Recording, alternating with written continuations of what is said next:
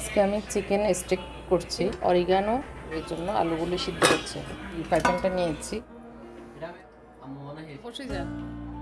ঘরের এলোমেলো কাজগুলি যদি এরকম এক চুটকিতেই হয়ে যেত তাহলে কতই না ভালো হতো। আসসালামু আলাইকুম, সবাইকে ওয়েলকাম জানাচ্ছি আমার চ্যানেল রুমিস ফ্যাশনেবল হাউসে। আমার বেডশিটে চেঞ্জ করব, এর জন্য ড্রয়ার খুঁজে দেখতেছি কোনটা বিছাবো, ডিসাইড করতে পারছি না। তো শেষ পর্যন্ত আর কি করা, এই যে পিঙ্ক কালারের এই বেডশিটটাই লাগিয়ে দিব আজকে। এই বেডশিটটা আমি নিজের হাতে করেছিলাম আমার বিয়ের পর আর কি। প্রায় ১ বছর লেগেছে আমার এই বেডশিটটা করতে। একটু একটু করে করেছি। তখন আবার মানে কনসেপ্ট হয়ে যাওয়ার কারণে অসুস্থ হয়ে পড়েছিলাম। যার কারণে একটু একটু করে করতে করতে ১ বছরের বেশিও লেগে গিয়েছিল। তো এখন ইউজ করে ফেলছি, কার জন্য রাখবো এটা ভেবে। আমি ইউজ করব আর দেখি সবসময় আমার বেডে যখন থাকে যে নিজের হাতে করা জিনিসটা। তো একটা বেডে কত যে কিছু লাগে, এক চুটকি দিয়ে তো আর হয় না। এটা সেটা, এই বালিশের কভার, ওই বালিশের কভার, এগুলি কোনটা কী দিব না দিব খুঁজে এখন রুমে নিয়ে যাচ্ছি। আর রুমের তো পুরাটাই এলোমেলো করে ফেলছি, সব কিছু নামিয়ে নিচে রেখেছি। আমি না এসেছে ঘর ঝাড়ু দিবে আর আমার সাথে সাথে এই যে পর্দা চেঞ্জ করা, বেডশিট চেঞ্জ করাতে হেল্প করা। তো এই পর্দাটা আমার অনেক পুরনো। তো এটার একদিকে হচ্ছে ওই যে কী যেন কাজ, এটাকে বলে ভুলে গেছি। আর কাপড়টা খুবই ভালো। আর এই যে নিচের অবস্থা, মন্দের পরেই সুখ, রাতের পরেই দিন, এরকমই। এই যে পর্দাটা চেঞ্জ করে এখন এই পর্দাটা লাগিয়ে নিয়েছি, যেহেতু পিঙ্ক কালারের বেডশিট দিব এই জন্য। আমার ড্রেসিং টেবিলের ড্রয়ারের একটা হ্যান্ডেল খুলে গিয়েছে, এর জন্য এটাকে সার্চ দিয়ে নিয়েছি। স্ক্রুগুলো একটু টাইট দিব এর জন্য। আজকে আপনাদের সাথে একটা বিষয় শেয়ার করব, মানে পরামর্শ করব আর কি। সেটা হচ্ছে আমি ভাবতেছি আমার ভিডিওতে আমি আর ভয়েস দিব না, নয়েজ দিব অথবা ইসলামিক কথা দিব। মানে ইসলামিক যে ইয়েগুলি ওয়াজগুলি থাকে সেগুলি শেয়ার করব। তো ভয়েস আর দিব না, এটা চিন্তা করেছি আর কি।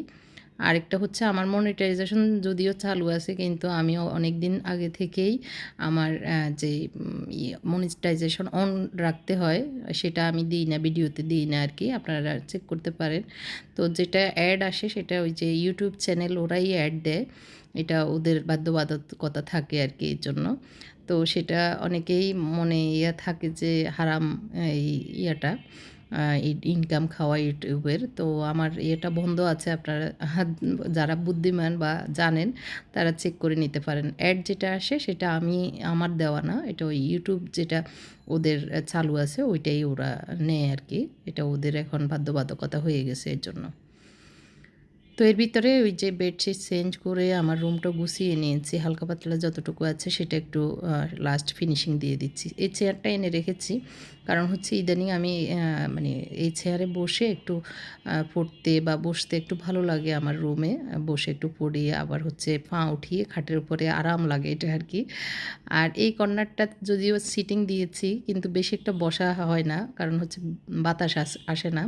যদিও এটার উপরে এই মানে এই ফার্স্টটাতে আর কি সিটারটার উপরেই ফ্যানের অপশান আছে, ছোট ফ্যান দেওয়ার, তো ওইটা আর দেওয়া হয়নি এর জন্য। তো এই তো আজকের রুম গুছানো এভাবেই গুছিয়ে নিয়েছি। এটা আগেও অনেকবার এই বেডশিটটা বিছিয়েছি, দেখেছেন অনেকে। এই যে আমার হাতে করা বেডশিটটা, মাঝখানে একটু অন্যরকম ফুল দিয়েছি আর চার কোণায় একই রকম ফুল দিয়েছিলাম আর কি। তো ভয়েস না দিলেও আপনারা আমার ভিডিওগুলি দেখবেন, আমি বাংলায় লিখে দিব কোথায় কি করছি না করছি, তাহলে আপনাদের বুঝতে সুবিধা হবে। এই যে এইভাবে বসতে আমার অনেক আরাম লাগে, আমি বসে এইভাবে পড়ি। তো এই দিনটা মানে আমরা রোজা রেখেছিলাম আমাদের ঘরের সবাই। তো ওই যে আশুরার রোজা আর কি, ওই সময়ের ভিডিও। তো বিকেলে ইফতার তৈরি করব, ইফতার তৈরিটা আপনাদের সাথে শেয়ার করব। আর এটা ফ্রন্ট ক্যামেরা দিয়ে আমি ভিডিওটা করেছি, যার কারণে মনে হচ্ছে বাম হাত দিয়ে লিখছি।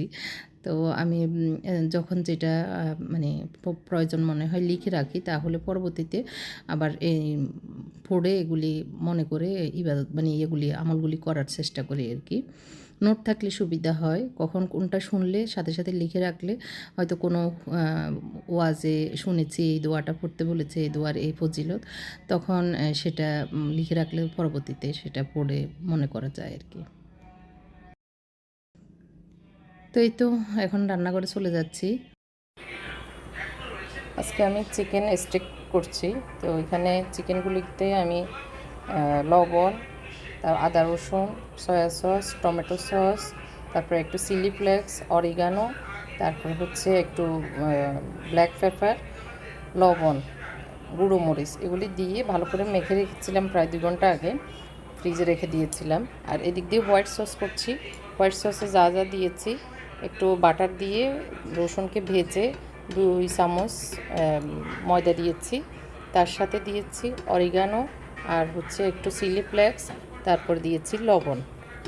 এই কয়টা আইটেম দিয়ে আমি এই হোয়াইট সসটা করে নিয়েছি। এটা এখন নামিয়ে নিব। আর এদিক দিয়ে আলু সিদ্ধ দিয়েছি স্টেকের সাথে আলু খাওয়ার জন্য আর কি। তো এই জন্য আলুগুলি সিদ্ধ হচ্ছে।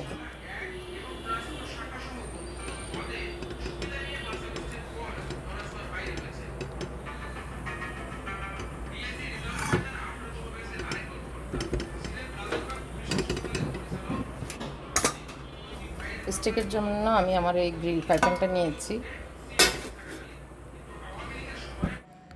ওই দিক দিয়ে আমার পেছনে আরও লোকজন কাজ করতেছে, সেটা একটু পরেই দেখাচ্ছি। যে মুত্তাকি শরবত বানিয়ে নিচ্ছি, লেবুর শরবত। ওর আব্বুও একটু কী যেন কাজ করছিল টেবিলে। আর আমার শাশুড়ি তো বসে আমাদের তামাশা দেখতেছে আর কি, কে কী করতেছি এটা আর কি। যদিও একদমই বুঝেন না, একদম মানে তাকিয়ে থাকে এরকম আর কি, চুপচাপ টুকটাক কথা বলবে এটা সেটা। তো আমি ওই তো রান্না করছি, চুলা টুলা যেটা মোছা দরকার এমনিতেই মুছে নেওয়া লাগে, ছিটা পড়ে, এই জন্য আমার বারবার শুধু মুছতে হয়। তো কালো চুলো হলে এটা একটা বিরক্তির কারণ। আমি সবসময় ইউজ করে এসেছি সিলভারের স্টিলের ওগুলি। এই ফার্স্ট টাইম আমি কালো চুলা ইউজ করছি, যার কারণে কালো চুলায় অনেক হ্যাসেল, পরিষ্কার করতে হয় সারাক্ষণ, না হয় দেখা যায়। স্টিলগুলোতে একটু দেখা যায় কম, মানে একটু পরে মুছলে চলবে এরকম হয় আর কি। তো ওর আব্বু আবার আসরের নামাজ পড়ে আসার সময় কী নিয়ে এসছে, ছোলাবাজি সহ। আর আমার ছেলেরা তো ওই যে রোজা রেখেছে, এই জন্য আম্মু ভালো কিছু হতে হবে, আম্মু ভালো কিছু করেন, আম্মু ভালো কিছু করেন, এই দুপুরের পর থেকে এই ঘোষণা দিতে আসে। তো এই জন্যই ওই যে স্টিক করে নিচ্ছি। আর ওর আব্বু শুনছে, এই জন্য ওই যে ছোলা পেঁয়াজু এগুলিও কী এনেছে ওগুলি দেখব। আর আমি ওই যে কি করব বুঝতে পারছিলাম না, আগে থেকেই কলার পাকোড়া বানিয়েছিলাম আর কি, কলার চপ, সেটা বের করে বাছতেছিলাম। তো এখন যেহেতু আনছে, ছেলেরা বলতেছিল কি মানে ভালো কিছু হতে হবে। রোজা থাকলে অন্য সময় তো বেশি আবদার নাই, কিন্তু রোজা থাকলে ওদের ভালো কিছু লাগবেই। ওরাও রোজা আছে এই জন্য। আর আমার শাশুড়ি রোজা তো নাই, উনি তো অসুস্থ, মানে বুড়ো মানুষ এই আর কি। অল্প অল্পই এনেছে তো। আর আমি এমনিতেই খিচুড়ি করেছি, অনেক দিন খিচুড়ি খাওয়া হয়নি। তো মুরগির গোশত ছিল, ওইটা দিয়ে খিচুড়ি রান্না করে নিয়েছিলাম। এই যে একদম বুনা বুনা টাইপের, খুবই মজা হয়েছিল মনে হচ্ছে আর কি, যদিও রোজা। তবে খাওয়ার পরে খুবই সবাই মানে পছন্দ করেছে, বারবার একটু একটু নিয়েছিল, খুবই মজা হয়েছিল। তো আমি গরু গোশত রান্না নর্মাল ফ্রিজে বক্সে রেখে দিয়েছিলাম। তো যেহেতু খিচুড়ি রান্না করেছি, বৃষ্টি বৃষ্টি আছে, তো সেই জন্য গরু গোশত একটু বের করে ওই যে গরম করে নিচ্ছি। আর মুনতাসির তো ওই যে ও শরবত করে রেডি করে, মোত্তাকি আর কি রেডি করে একটু ফ্রিজে রেখে দিচ্ছে আরও ঠান্ডা হওয়ার জন্য। তো আমি এদিক দিয়ে আলু সিদ্ধ হয়ে গেছে, আলুগুলোকে একটু স্লাইস করে নিব। আর আমার হাজব্যান্ডকে বললাম আলুগুলো একটু ছিলে দিতে, তো উনি ছিলে দিচ্ছে আর কি।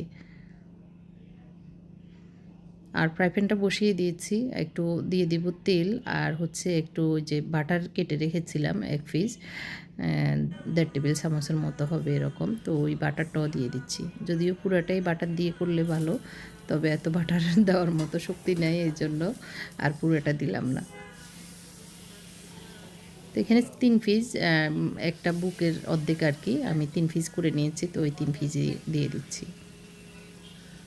আর কিছু ক্যাপসিকাম 3 কালারের, মানে 2 কালারের, তো সেগুলি ডিপে ছিল, বের করে রেখেছি, একসাথে দিব এর জন্য। আমার ভিডিওতে কথা না বললে আপনাদের ভালো লাগবে কি না জানি না, তারপরে অনেক দিনের একটা অভ্যস্ততা, সেটা হয়তো একটু কষ্ট লাগবে।